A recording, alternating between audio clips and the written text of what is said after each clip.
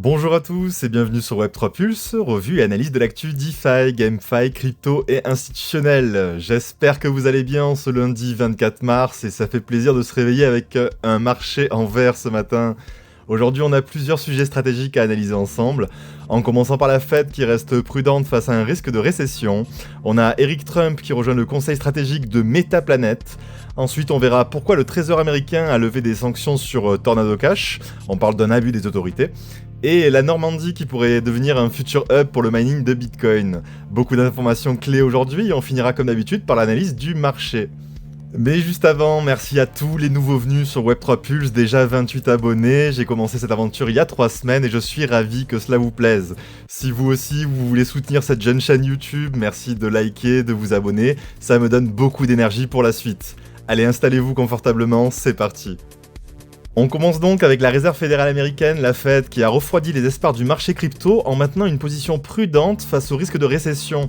Alors, lors de la dernière intervention, Jérôme Powell, le président de la Fed, a adopté un ton mesuré indiquant que bien que le risque de récession ait augmenté, il reste sous contrôle. Ça signifie que la Fed n'envisage pas de baisser ses taux de manière précipitée, même si on a une pression économique croissante auquel on pourrait rajouter les taxes que Donald Trump a imposées. Les marchés espéraient un soutien plus clair, notamment une réduction rapide des taux d'intérêt pour soutenir la croissance.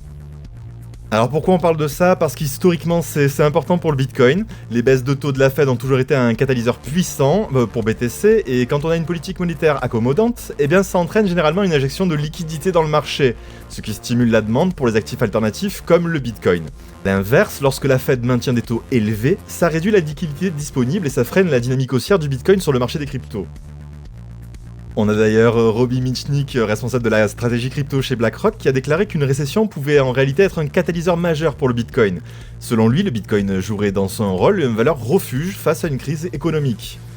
Il a déclaré qu'en période de crise systémique, le Bitcoin était perçu comme une assurance contre la déroute des monnaies fiduciaires. Larry Fink, le PDG de BlackRock, partage également cette vision. Il estime que les politiques commerciales agressives de Donald Trump, notamment les barrières tarifaires, pourraient alimenter une combinaison d'inflation élevée et de croissance faible. Dans ce contexte, le Bitcoin deviendrait un actif stratégique pour protéger le capital. Pour conclure, si la Fed maintient des taux élevés, la pression sur le Bitcoin pourrait bien se prolonger dans les semaines à venir. Cependant, en cas de récession ou de crise de confiance envers le système financier, Bitcoin jouera pleinement son rôle de valeur refuge et on verra son cours repartir à la hausse. Actu suivante, dans la famille Trump, je demande le fils Eric Trump, donc le fils du président américain Donald Trump, vient de rejoindre le conseil stratégique de Meta Planet. Alors Meta Planet, c'est une entreprise japonaise qui est spécialisée dans l'investissement de Bitcoin et qui recherche à renforcer ses positions parmi les plus gros détenteurs institutionnels de BTC.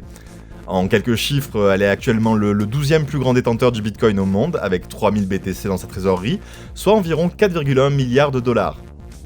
Alors on sait que l'entreprise s'est fixé un objectif ambitieux, celui d'atteindre les 10 000 BTC avant la fin de l'année 2025.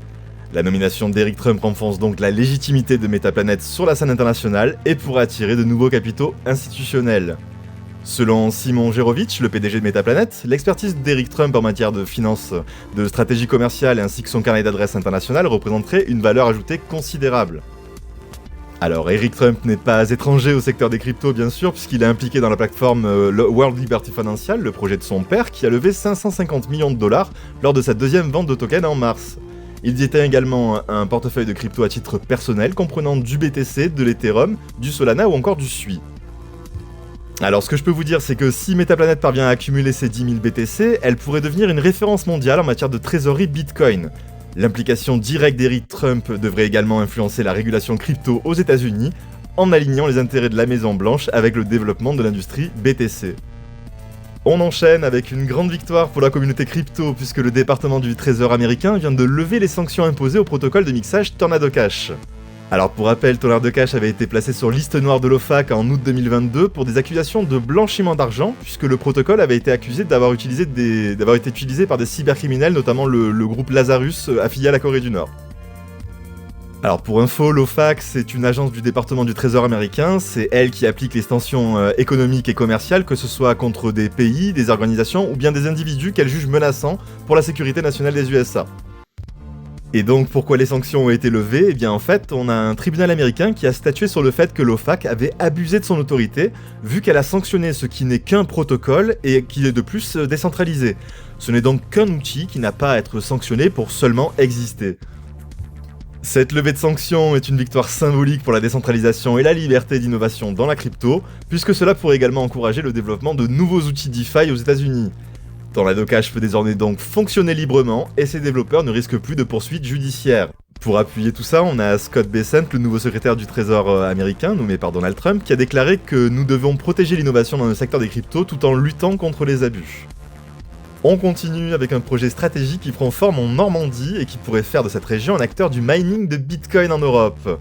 Il faut savoir qu'en Normandie, déjà, c'est une région qui dispose d'infrastructures électriques et de logistiques de haute qualité, puisqu'il y a un approvisionnement énergétique stable grâce à l'EPR de Flamanville, auquel on va bientôt ajouter la future centrale de Penly. Penly dont la mise en service a été malheureusement décalée en 2038. Alors on apprend que ce projet est soutenu par des investisseurs étrangers, puisque le sultanat d'Oman serait derrière ce projet dans le cadre de leur stratégie de diversification énergétique. Avec une énergie propre et une infrastructure stable, le mining en France pourrait enfin devenir un secteur clé avec une régulation claire et un cadre fiscal adapté.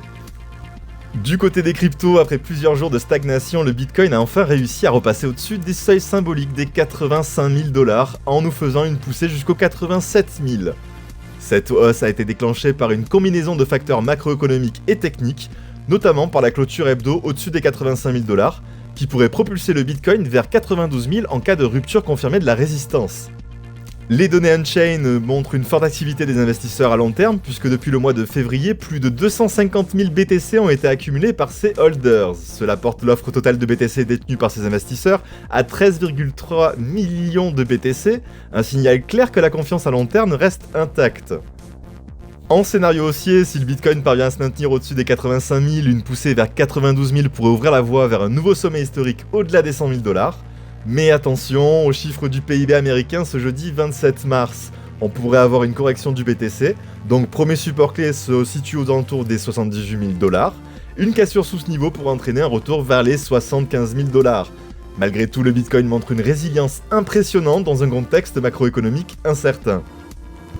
Ethereum, de son côté, reste dans une position délicate malgré une performance légèrement meilleure que BTC la semaine dernière. Le TH évolue actuellement sur les 2060 $ en progression de 6% sur 7 jours, mais le rebond reste assez fragile.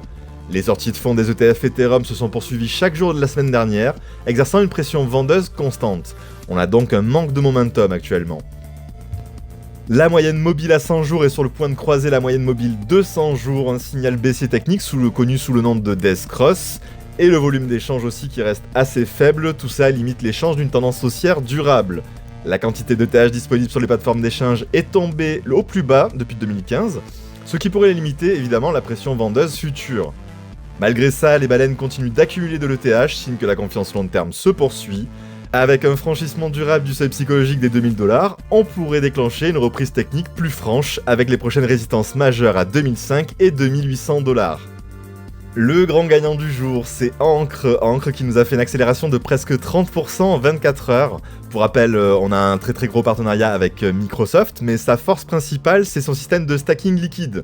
Contrairement au stacking classique, cette fonctionnalité permet de stacker ses actifs tout en conservant la possibilité de les échanger ou de les utiliser à tout moment. Autre signal fort, c'est le volume de trading sur Ancre sur 24 heures qui est en très forte hausse. Ce niveau d'activité indique un intérêt croissant, mais aussi bien du côté d'investisseurs que particuliers. Plus de volume et plus de liquidité, c'est souvent synonyme de hausse continue du prix, et c'est exactement ce qu'on observe aujourd'hui sur le Ancre. Voilà, si cette analyse vous a plu, pensez à liker, commenter et vous abonner, ça récompense tout le travail fourni en amont.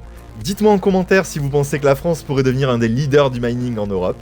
On se retrouve dès demain pour une nouvelle analyse. D'ici là, tradez prudemment, holdez intelligemment et surtout ne vous laissez pas manipuler par vos émotions. A très vite sur Web3 Pulse.